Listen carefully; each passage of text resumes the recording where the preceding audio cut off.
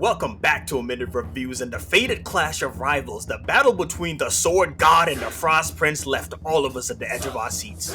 The top contender for Best Anime this season, with story of Wand and Sword, somehow keeps getting better. This episode had so many hype moments I don't even know where to begin, so let's get right into it. We pick right off from last week with Will crashing from the sky like a freaking meteor and challenging Julius's party. The entrance was incredible. This is how you start off a fight. Tension and excitement fill the air. The trash talking begins and Julius evaporates his ice to create a smoke screen obscuring the entire arena.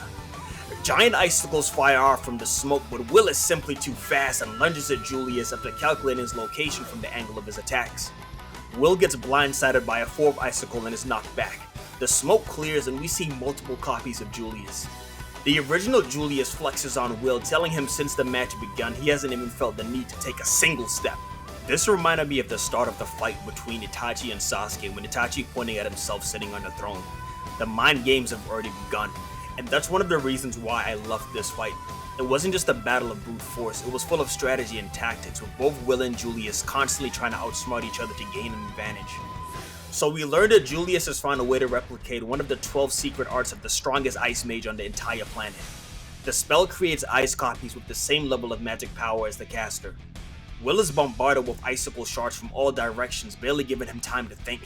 He speed blitzes the party, but Julius traps him in a barrier and begins chanting. A massive shadow looms over the stadium and a glacier descends on the barrier, ending the fight. We get a reveal that Julius entered the tournament and goaded Will to fighting him in order to show off the immense gap that exists between him and the other students, and to declare himself as the successor to the throne of the Ice Wand, one of the 5 strongest factions in the world. It's crazy that such a highly anticipated fight ended so quick. Wait, hold on, what's that? All of a sudden, we see a sword slice within the ice and it begins evaporating. From the ice emerges a demon and the music starts playing. This scene gave me chills. This scene was Aura incarnate. Will's body is injured and battered, but he refuses to fall. Round 2 begins and Julius's party fires off a barrage of ice spears, but Will uses the explosion from the attacks as cover to instantly appear behind the 2 party members, dropping them to their knees in a single strike.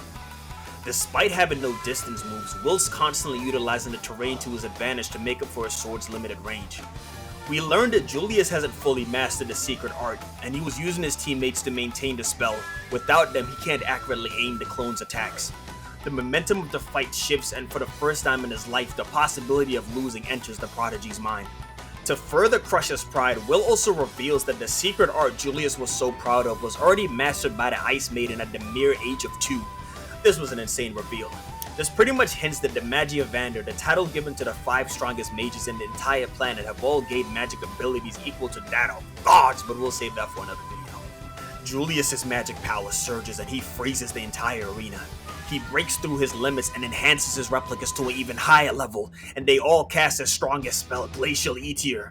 And this is when the opening starts playing, but it was not for Julius. Will has a flashback of the true terror of the Ice Maiden and draws his sword ready to end the Ice Prince once and for all. As volleys of icicle death rain from the heavens, Will's body becomes even more in tune with his swordsmanship.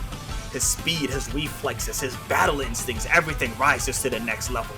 And the animations during this scene were absolutely fire. From the high speed and dynamic movements to the masterful use of the camera and just the way Will was using his sword to flex on the clones, they did this scene justice. I mean, look at this moment, the fluidity in which Will is able to switch from offense to defense and then using Julius's ice shards in the air as a foothold to further boost his momentum was absolutely epic. From the air to the ground, endless attacks pour in from every single direction, but it does not matter. In the span of a few seconds, Will utterly dominates each and every single ice clone. We've also got to talk about how he's obliterating the clones because our boy was just flexing at this point. I mean, I almost felt bad for Julius, keyword being almost F this dude. As the fight approaches the end, the author surprises us once again. Will tosses his sword at the last ice clone and rushes Julius, finally reaching the mage. Taking inspiration from One Piece, One Punch Man, My Hero Academia, Will goes plus ultra and delivers a devastating punch that one-shots Julius and eliminates him from the tournament. They do the classic anime trope of showing everyone's shocked reaction, and I was hyped. That final attack was so satisfying. with story of Wand and Sword once again cements its place as possibly the best action anime this season, and I can't wait for more. If you enjoyed the video, a like and subscribe would be greatly appreciated. I cover tons of anime from the most popular to the most obscure, from seinen to comedies, from shonen to mysteries. Whatever your flavor is, I got you covered. Or we'll get you covered in the future, probably. With that being said, see you guys next week. Peace.